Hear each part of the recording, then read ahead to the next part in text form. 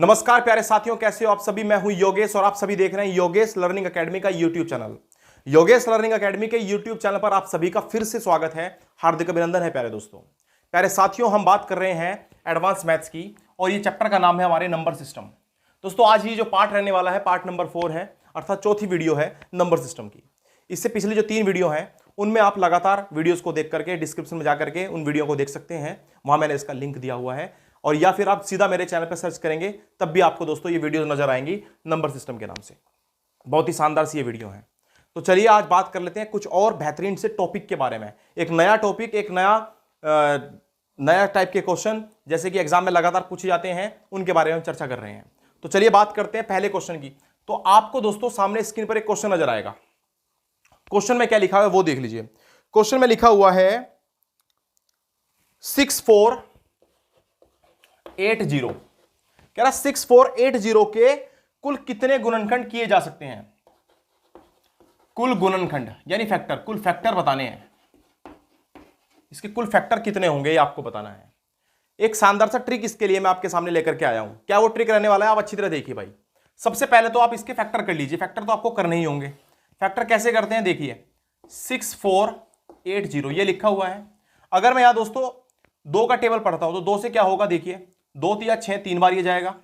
इसके बाद दोस्तों 2 से ये 2 बार, फिर ये 4 और ये 0। फिर से आप इसका हाफ कर सकते हो। 2 का पहाड़ा पढ़ोगे, 2 ही कम 2, 1 बचेगा, 2 छिंग 12, 2 दूनी 4 और 0। फिर से 2 का टेबल आप पढ़ेंगे तो 2 अट्ठे 16 और ये आपके पास आएगा 2 ही कम 2, 2 0 का 0 आ गया। फिर दोस्तों आप 2 से टेबल पढ़ेंगे तो ये आपके पास आएगा कितना, आप कहेंगे 405। अब मैं यहां पर 5 का टेबल भी पढ़ सकता हूं। 5 से इसको कैंसिल करेंगे तो देखिए 5 अट्ठे 40 और 5 ही कम 5 यानी 81 बार ये कैंसिल हो गया। इसके बाद दोस्तों मैं यहां 3 का टेबल पढ़ सकता हूं और 3 से कितनी बार जाएगा, 27 बार।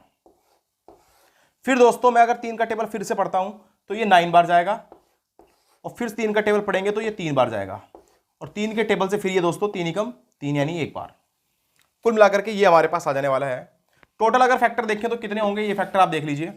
2 की पावर की बात करें तो कितनी आ जाएगी, 1 2 3 4, 2 की पावर 4 है।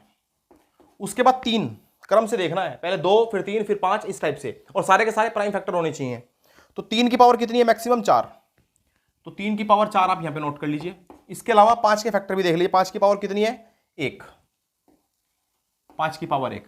अब आपको टोटल नंबर ऑफ फैक्टर बताने हैं, यानी कि कुल गुणनखंडों की संख्या बतानी है। तो कैसे बता पाओगे, ये जितनी भी आपको प्राइम फैक्टरों की जो पावर नजर आ रही है इन सबको एक एक बढ़ा देना है। यानी 4 है तो यहां 5 लिख दीजिए, इंटू 4 है तो इसको भी 5 लिख दीजिए, इंटू और 1 को 2 लिख लीजिए। इन सबकी गुणा कर दो, 5 पंजे 25 और 25 दूनी 50, यानी कि 6480 के टोटल फैक्टर कितने होंगे, 50 फैक्टर होंगे। ये इसका शानदार तरीका है और जानदार तरीका है। उम्मीद करता हूं बात आपके समझ में जरूर आई होगी। अब मैं बात करूंगा नेक्स्ट क्वेश्चन के बारे में। चलिए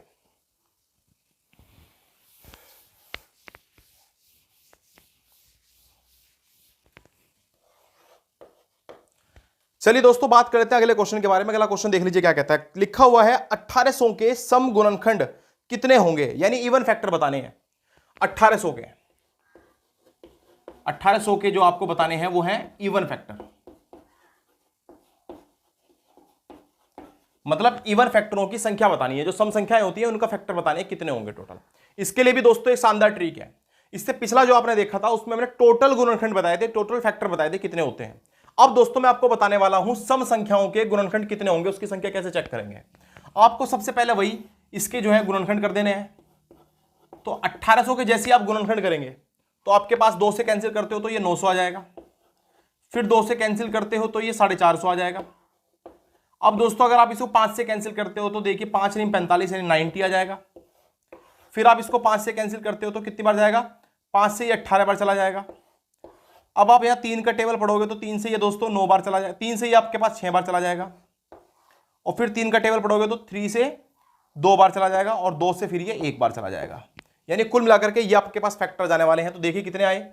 2 की पावर की बात करें तो 1 2 3 यानी 2 के तो 3 फैक्टर हो गए, इंटू 5 की बात करें तो 5 की पावर 2 है। इसको हम बाद में लिखते हैं, पहले हम 3 लिखेंगे। 3 कितना है, 3 की पावर भी 2 ही है और 5 की पावर कितनी है, ये अपने पास 2 है। अब आपको बताना है नंबर ऑफ फैक्टर। क्योंकि आपको इवन वालों के बताने हैं तो उसका एक तरीका रहता है। तरीका यह रहता है कि सपोज करें ये आपके पास ए है, मतलब आपके पास कोई फैक्टर इस प्रकार से आ जाए, जैसे एक्स की पावर हो जाए ए, वाई की पावर हो जाए बी और जेड की पावर हो जाए सी। तो अगर आपको इवन वाले फैक्टर बताने हैं, नंबर ऑफ इवन फैक्टर, तो आप कैसे बताओगे? नंबर ऑफ इवन फैक्टर निकालने का तरीका रहता है, आप लिखोगे ए इंटू बी में एक ऐड कर दोगे आप बी प्लस वन, और इंटू सी में भी आप एक ऐड कर दोगे यानी सी प्लस वन। अब इस क्वेश्चन की इसकी तुलना करके देख लीजिए, यहां पर 3 है ना तो 3 ही रखा रहेगा, इंटू बी प्लस वन यानी कि यहां पर ये 3 हो जाएगा, और ये सी प्लस वन यानी 2 में भी एक जोड़ देंगे तो ये भी 3 हो जाएगा, और 3 तिया 9 तिया 27 यानी आंसर आ जाने वाला है 27। और उम्मीद करता हूं ये बात आपके समझ में जरूर आई होगी, अवश्य आई होगी। यानी ऑप्शन नंबर जो है इस क्वेश्चन का ए जो है बिल्कुल सटीक आंसर रहने वाला है। चलिए दोस्तों, इसके बाद बात कर लेते हैं नेक्स्ट क्वेश्चन के बारे में।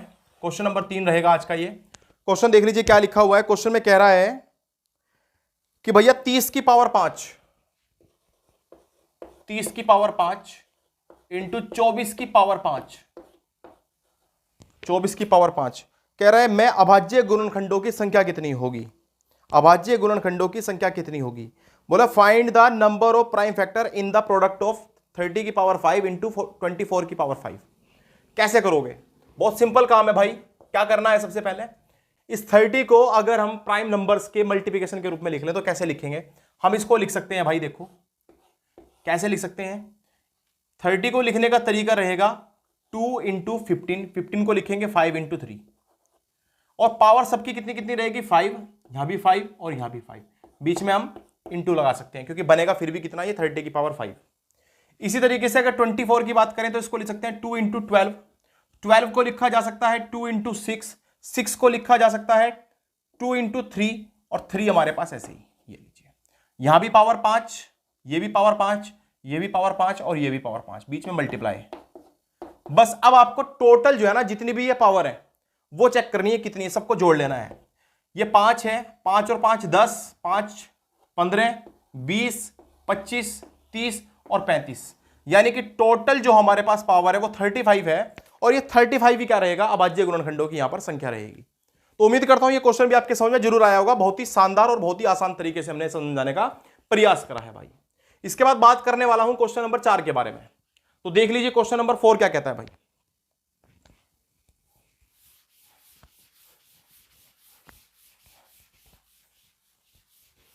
तो चलिए दोस्तों बात कर लेते हैं क्वेश्चन नंबर 4 के बारे में। क्वेश्चन नंबर 4 में देख लीजिए क्या लिखा हुआ है। कह रहा है 8 की पावर 2k और प्लस 5 की पावर 2k, 8 की पावर 2k प्लस 5 की पावर भी 2k। कह रहा है इसका एक गुणनखंड बताना है क्या होगा यदि k एक विषम संख्या हो, यानी k एक ओड नंबर हो। तो अगर k एक ओड नंबर है तो आपको कुछ नहीं करना है, सबसे पहले आपको यह करना है कि सबसे पहला ओड नंबर क्या होता है। तो दोस्तों सबसे पहला जो ओड नंबर होता है वो होता है 1। तो आप यहां k के प्लेस पर 1 पुट कर दो, k इक्वल टू 1 रखने पर। तो जैसे ही आप यहां k के प्लेस पर 1 रखोगे तो यह आएगा 8 की पावर 2 प्लस 5 की पावर 2। इसको आपको सोल्व करना है बस। 8 की पावर 2 का मतलब होता है 64, जबकि 5 की पावर 2 का मतलब होता है 25। इन दोनों को जैसे ही आप ऐड करोगे तो देखिए 4 और 5 9, 2 और 6 8, यानी कि टोटल इसका जो एक फैक्टर बनेगा वो क्या बनने वाला है? 89। इसका एक फैक्टर क्या होगा भाई? 89 होगा। ऑप्शन नंबर इसका सी जो है बिल्कुल सही आंसर रहने वाला है। उम्मीद करता हूं ये क्वेश्चन भी आपके समझ में अवश्य आया होगा। अब बात करने वाला हूं नेक्स्ट क्वेश्चन के बारे में। तो चलिए दोस्तों बात कर लेते हैं क्वेश्चन नंबर 5 के बारे में। क्वेश्चन नंबर 5 देख लीजिए क्या कहता है। क्वेश्चन में लिखा हुआ है एक नंबर है आपके पास 59844b। यह नंबर जो है 36 से डिविजिबल है, यानी 36 से डिवाइड हो जाता है। आपको बताना है a प्लस बी की वैल्यू कितनी होगी। 4 आपको ऑप्शन दिखेंगे ये वाले 16 12 14 और 10। पूछा इनमें से कौन सा ऑप्शन जो है बिल्कुल इसका एक्यूरेट आंसर रहने वाला है। भैया सीधी सी बात है, जो संख्या 36 से कटती है ना वो डेफिनेटली इसके गुणनखंडों से भी कटेगी, यानी वो संख्या 4 से भी कटेगी और वो संख्या 9 से भी कटेगी। 4 से भी कटनी चाहिए, वो संख्या 9 से भी कटनी चाहिए। अच्छा, अगर ये संख्या 4 से कटती है तो 4 की डिविजिबिलिटी का रूल ये कहता है कि लास्ट के 2 अंक चेक कर लो। लास्ट के 2 अंक अगर 4 से कटते होंगे तो पूरा नंबर ही आपका 4 से कट जाएगा। अब सोचो जरा, 4 से यहां पर बी के प्लेस पर क्या ऐसा होना चाहिए कि ये कट जाए आपके पास। या तो यहां पर भैया 4 होना चाहिए, अगर b की वैल्यू कौन कौन सी हो सकती है संभावित, या तो 4 होना चाहिए, 4 के बाद 46 यहां हो नहीं सकता, 48 हाँ 8 हो सकता है, या तो 8 होना चाहिए या 4 होना चाहिए, 2 नंबर बनते हैं। अब दोस्तों जो आपका 9 का डिविजिबिलिटी रूल है वो ये कहता है कि आपका इन सबको जोड़ करके एक ऐसा नंबर बन जाना चाहिए जो 9 से कटता हो। या फिर आप क्या करते हो भैया, 9 से इन सबको काट के देखते हो, कैसे देखो 9 से ये कैंसिल हो जाएगा, 4 और 5 9 ये भी कैंसिल हो गए। अब आपके पास b के प्लेस पर आपने अगर 4 रख लिया, सपोज करो आपने b के प्लेस पर 4 रख दिया, तो आपके पास क्या बनेगा a + 8, क्योंकि 4 4 8 हो गए, तो b के प्लेस पर फिर रहना चाहिए, मतलब a के प्लेस पर रहना चाहिए फिर 1, तो यानी 1 + 8 तभी ना 9 होंगे, और 9 9 से कटता है। यानी अगर मैं a की वैल्यू 1 रख लूं और b की वैल्यू 4 कर लूं तो मेरे पास आंसर आएगा 5, जो कि मेरे पास ऑप्शन में नहीं है। इसका मतलब ये बात तो संभव नहीं है। अब मेरे पास तरीका बचा ये है कि मैं यहां पर क्या रखूं, इस a के प्लेस पर यानी इस b के प्लेस पर अगर मैं रखता हूं 8, तो 8 रखने से ये दोस्तों कितना बन जाएगा, ये बन जाएगा आपके पास 12, ये बन गया 12। अब दोस्तों मैं a के प्लेस पर क्या रखूं ऐसा कि ये मेरे पास 9 से विभाज्य एक संख्या बन जाए, तो मुझे यहां रखना चाहिए 6। ऐसा करने से होगा ये कि ये कितना बन जाएगा, 18 बन जाएगा। तो जैसे ये 18 बनेगा मैं इसे 9 से काट पाऊंगा कितनी बार, 2 बार। उम्मीद करता हूं ये बात आपके समझ में आ रही होगी, यानी a की वैल्यू मैं 6 रख सकता हूं। अब मुझे समझ में ये बात आई कि मेरे पास a की वैल्यू रहनी चाहिए 6 प्लस b की वैल्यू रहनी चाहिए 8, और अगर मैं इन दोनों को जोड़ता हूं तो मेरे पास आंसर बनेगा 14, जो कि मेरे पास ऑप्शन में है। तो इसका मतलब ये बिल्कुल सटीक तरीका रहने वाला है। एक बार फिर से आपको मैं दोबारा समझाने का प्रयास करता हूं क्वेश्चन में आखिर हुआ क्या है।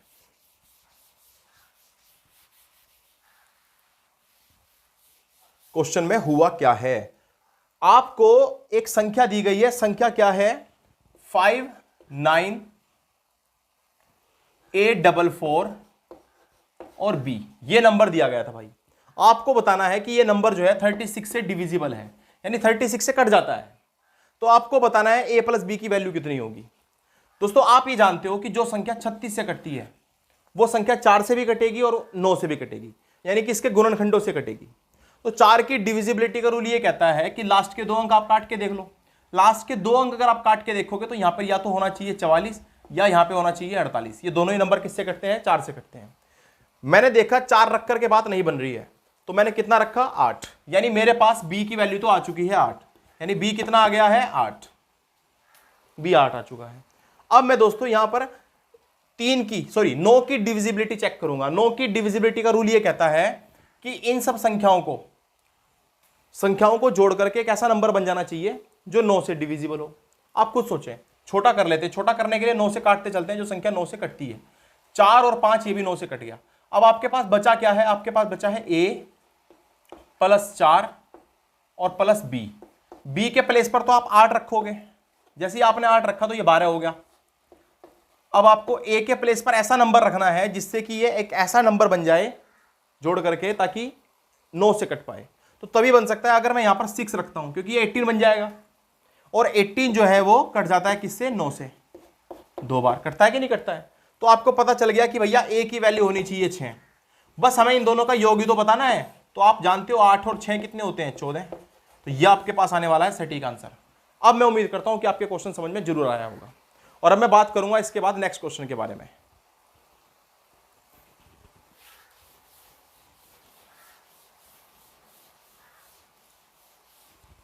क्वेश्चन नंबर 6 देख लीजिए भाई क्या कहता है। क्वेश्चन नंबर 6 में लिखा हुआ है, एक संख्या है कोई 840 के गुणनखंडों, 840 है, 840 के गुणनखंडों की कुल संख्या एक और स्वयं संख्या को छोड़ करके कितनी है। यानी आपके पास 840 एक संख्या दे रखी है, कह रहा है इसके गुणनखंड करोगे ना जब भी आप, तो आपको बताना है एक तो एक को छोड़ दीजिए और एक स्वयं को छोड़ दीजिए, स्वयं मतलब 840 को छोड़ दीजिए। इसके अलावा इसके कितने गुणनखंड बचे हैं वो आपको बताना है। तरीका मैंने आपको बताया गुणनखंड करने का। गुणनखंड कैसे करते हैं, 840 के आप पहले आप इसका हाफ कर लीजिए, 8 का हाफ 4, ये 20 आ जाएगा 420। 2 से फिर कैंसिल कर लेंगे तो 2 से ये हो जाएगा हाफ, ये 210 आ जाएगा। फिर आप 2 से कैंसिल करोगे तो ये फिर हाफ हो जाएगा यानी 105। अब आप 5 का पाड़ा पढ़ेंगे तो देखिए कितनी बार, 5 दूनी 10, 5 एकम 5। अब आप 7 का पाड़ा पढ़ेंगे तो 7 तिया 21, 3 का पाड़ा पढ़ेंगे तो 3 एकम 3। यानी आपके पास जो फैक्टर आए हैं वो आए हैं 2 की पावर कितनी, 1 2 3 इंटू 5 की पावर 1, 5 से पहले 3 को लिखेंगे, 3 की पावर 1, फिर 5 की पावर 1 और फिर 7 की पावर कितनी है 1। ये आपके पास टोटल इसके फैक्टर आए हैं। उम्मीद करता हूं इतनी बात आपके समझ में जरूर आई होगी। अब मैंने आपको बताया था टोटल फैक्टर निकालने के तरीका यह रहता है कि इन सब में पावरों में एक एक ऐड करते चले जाओ और सबको जो है आपस में मल्टीप्लाई कर दो। यानी 3 में एक ऐड करोगे तो 4 इंटू 1 में एक जोड़ोगे तो आपके पास आएगा 2 इंटू 1 में एक और जोड़ोगे तो 2 इंटू 1 में एक और जोड़ोगे तो 2। इन सब की आप गुणा कर लीजिए। 4 दूनी 8, 8 दूनी 16 और 16 दूनी हो गया 32। ये तो आ गए total number of factor. But उसने कहा है एक को छोड़ दीजिए और स्वयं संख्या को छोड़ दीजिए, यानी दो संख्या इनमें से माइनस करनी है। जैसे ही आप दो संख्याएं माइनस करोगे तो आपके पास आंसर आना चाहिए 30। और 30 जो है इस क्वेश्चन का बिल्कुल सटीक आंसर रहने वाला है। उम्मीद करता हूं क्वेश्चन आपके समझ में अवश्य आया होगा। और अब मैं बात करने वाला हूं नेक्स्ट क्वेश्चन के बारे में।